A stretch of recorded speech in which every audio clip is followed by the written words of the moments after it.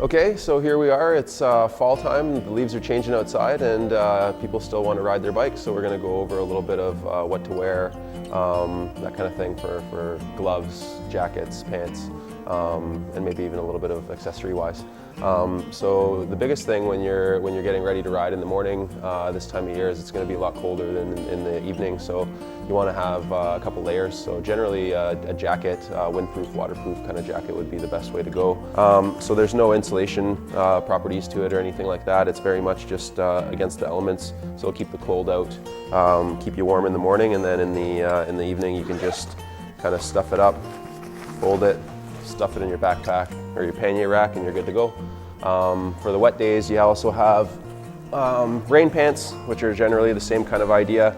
The difference between these and like a regular slush pant would be the fact that you can cinch the bottoms so that you're not getting it stuck in your chain, that kind of thing. You can pull them on and off over top of your shoes, kind of that way, and then they have some reflective piping on them to kind of keep you safe.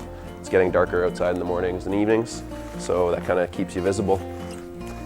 Beyond that, you get into kind of some cycling caps or whatnot, or like skull caps to throw underneath your helmet, something like this. So, you know, you can wear it basically over your ears, flip it up if it's a little bit warmer, and you're kind of good to go. Keeps you warm in the morning, keeps the sun out of your eyes in the evening, that kind of thing. For people that are cycling, like getting out road riding or mountain biking, booties make a pretty big difference. So we have a set of booties here.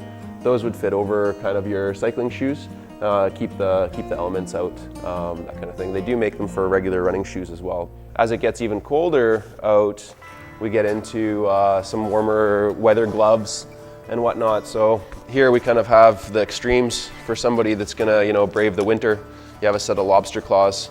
For cycling, you always want something with split fingers so you can operate your brakes and your shifters. Mittens don't necessarily let you do that. So kind of something like that. Again, windproof, waterproof. It's going to keep the snow out, everything like that. We have a regular glove as well. So for somebody that doesn't like mittens or their fingers together, same kind of idea. Windproof, waterproof. It's going to keep the elements out. A lot of people will double them for cross-country skiing or hiking or snowshoeing or what have you. So I mean, that's a little bit of clothing-wise for what you want to wear. You always want to have a pair of warm socks, that kind of thing. And then here we have a trainer. So for people that want to keep going through the winter, keep their summer fitness up, everything like that, and don't necessarily want to ride a stationary bike, you can put your existing bike onto a trainer like that, change the resistance on it, and you have your own bike to ride rather than getting on and off a stationary bike. So there we have it. Just because it starts getting a little bit colder out doesn't mean you have to pack your bike away into the shed for the winter. It's a great time to get out. Mountain bike wise, the colors are really nice out there. Around town it's great because you're not sweaty when you show up. So get out there on your bike.